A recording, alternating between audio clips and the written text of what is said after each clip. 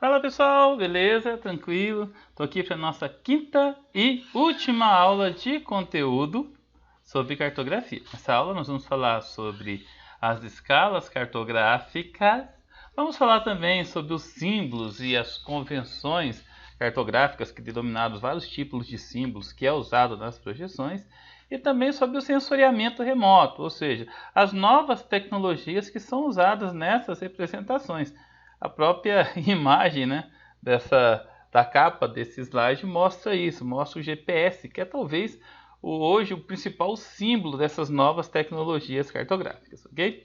Então vamos começar falando de escala cartográfica. Pessoal, a escala, assim como a Rosa dos Ventos, o título, a legenda, entendeu? A escala é um dos elementos mais importantes do mapa, porque é através dela que a gente consegue definir o tamanho da representação. Então a escala trata de um ajuste da forma real até a forma gráfica, ou seja, ela pega a distância real, entendeu? Passa para a distância gráfica, que é aquilo que está desenhado, né? E isso se transforma na escala.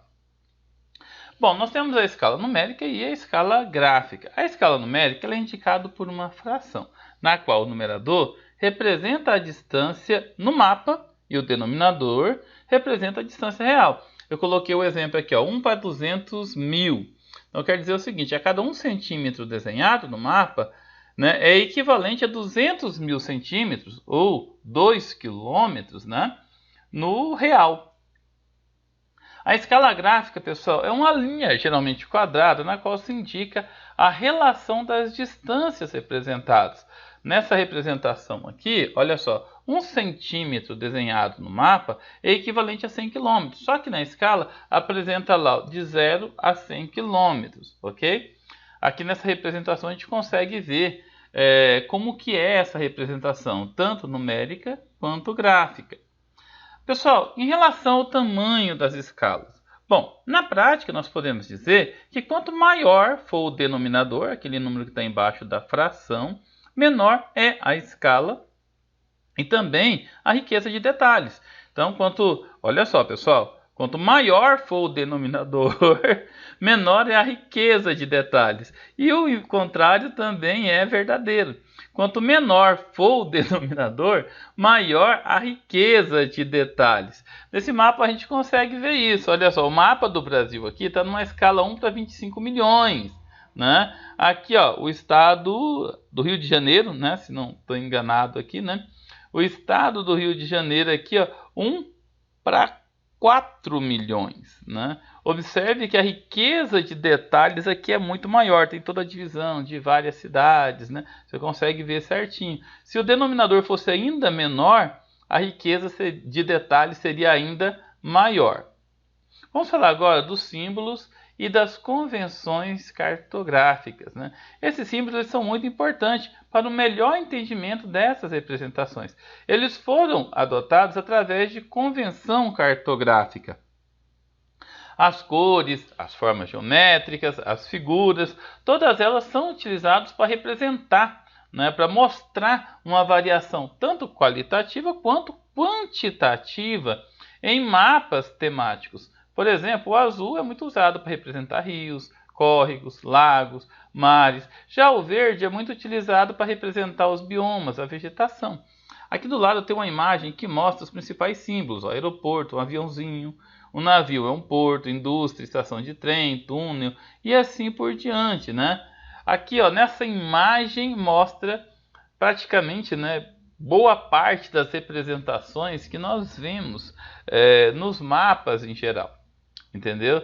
E é bem interessante porque você olha, você já sabe mais ou menos o que quer dizer aquilo dali. É muito comum nos mapas físicos, por exemplo, né, essa representação. Nesse mapa do Brasil mesmo, retirado do site do IBGE, mostra que a floresta amazônica toda de azul, o rio, né, a floresta de verde, né, o rio passando de azul, as formas de relevo numa cor laranjada, a parte mais elevada numa cor rosa e os pontos mais elevados numa cor aqui próximo do marrom.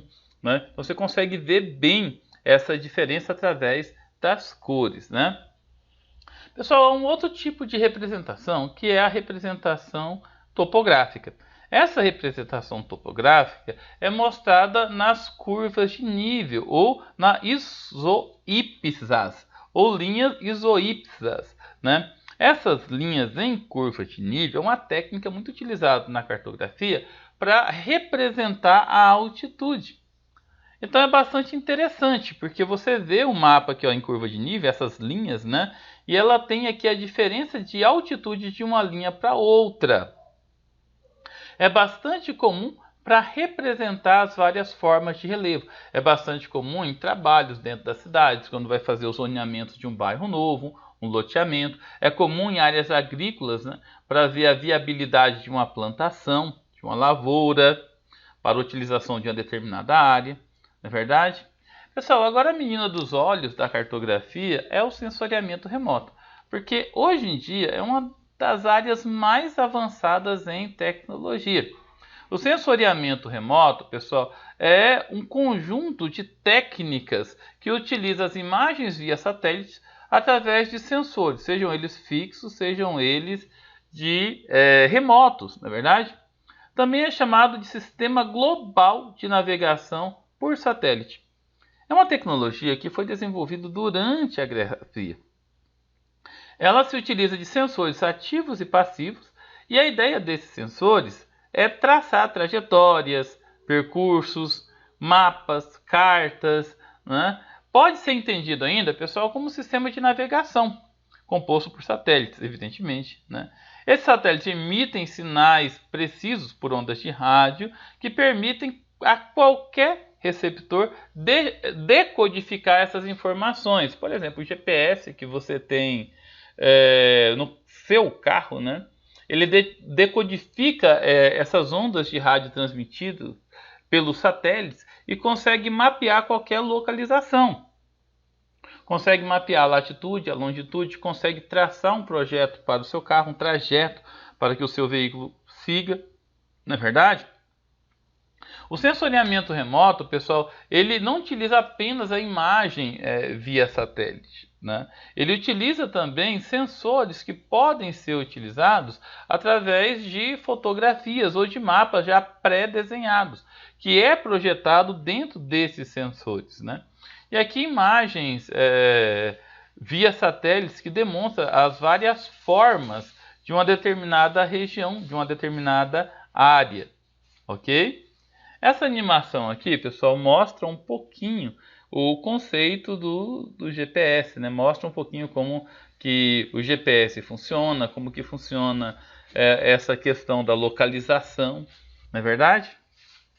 Pessoal, é isso aí. Espero que vocês tenham curtido. Foi uma aula bastante rápida. É só mesmo para a gente lembrar o nosso conteúdo da aula que nós tivemos em sala de aula. Qualquer dúvida, vocês podem estar postando aqui nos comentários, ok? Valeu, gente. Fica com Deus. Até a próxima. E o próximo vídeo vai ser de resolução de exercícios. Até mais. Valeu. Fiquem com Deus.